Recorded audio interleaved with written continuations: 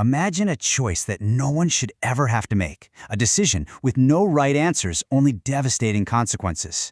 This is the world of impossible medical dilemmas. So today, we're going to dive into how doctors navigate these ethical minefields. Okay, so picture this, a hospital, completely overwhelmed by a pandemic. There is one last ventilator that can save one life. Patient A is a 45-year-old woman, otherwise healthy. Patient B is a 72-year-old man with underlying health conditions. Without that ventilator, they'll both die. So, who gets the machine? So, how does a doctor make that life or death call? Well, it's not a random guess or a gut feeling. It's a structured, ethical process designed to navigate the unimaginable. And understanding this process is absolutely crucial because it's the very foundation of our trust in medicine. To navigate these decisions, doctors rely on an ethical compass, one that's built on 4 core principles that have guided medicine for centuries. These principles help them chart a course through even the most complex situations. The first principle is beneficence. This is really the heart and soul of medicine, the duty to do good. It's all about acting in the patient's best interest, to heal, to ease suffering, and to promote their overall well-being. You see, beneficence isn't just about life-saving surgeries. It's also in the smaller, everyday actions, educating a patient to prevent future illness, or making sure someone's final days are as comfortable as possible. It's all about maximizing the good in every single situation. The second principle is the other side of that coin, non-maleficence, famously summed up as first, do no harm. If beneficence is about maximizing good, non-maleficence is about consciously avoiding harm and carefully weighing the risks of any treatment against its benefits. Sometimes, doing no harm actually means doing less. It might mean choosing a safer drug with fewer side effects, stopping a painful treatment that's no longer working, or being obsessive about hygiene to prevent an infection. It's all about minimizing the bad. Our third principle is autonomy, and this one is huge. It means that you, the patient, you're in the driver's seat of your own healthcare. You have the right to make informed decisions about your own body and your treatment, free from pressure or coercion. Now, this is where the principles can start to get tricky. What happens if a patient refuses a life-saving treatment, like chemotherapy or a blood transfusion? Autonomy means their decision, as long as they are informed and competent, must be respected. It's their life, and at the end of the day, their choice. And finally, we have justice. This principle is all about fairness. It demands that healthcare resources are distributed equitably. This means treating patients alike, regardless of their social status, their wealth, or their background, so that everyone gets a fair shot at a healthy life. Think about organ transplant lists. Justice is the reason they're based on medical need, not on who can pay the most. It's also about finding ways, like telemedicine, to close the care gap between rich and poor areas. It's about creating a just system that serves everyone, not just the privileged few. So, we have these 4 big principles.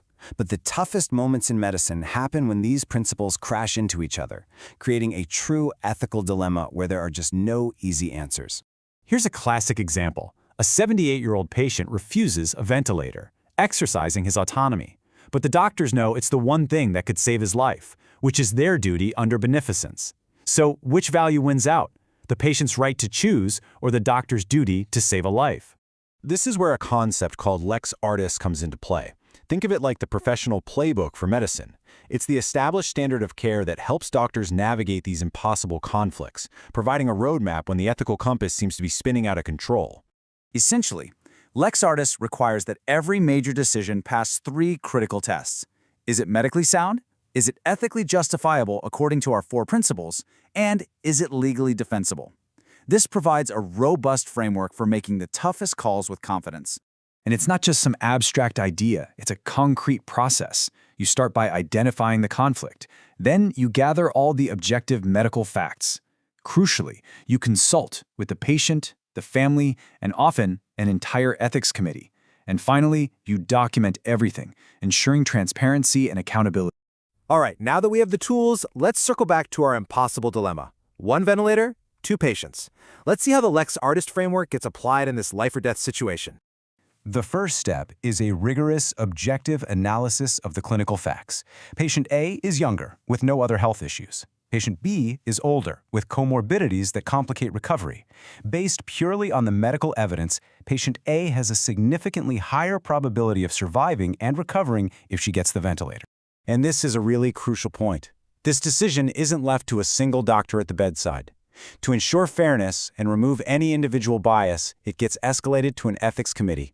They apply pre-established protocols that focus on objective criteria, like the likelihood of a successful outcome, to make the most just decision possible.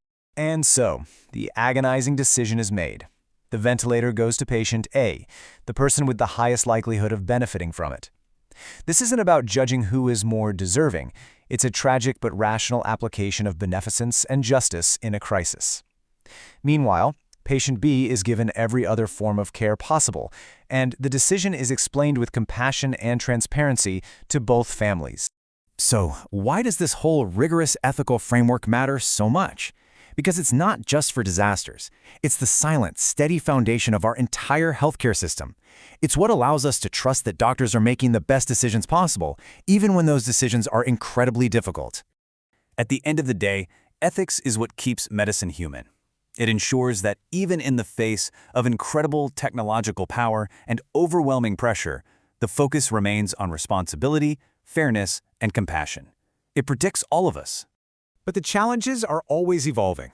As we develop artificial intelligence that can make medical predictions and technologies that can edit our very genes, we have to ask ourselves, what new impossible choices are waiting for us?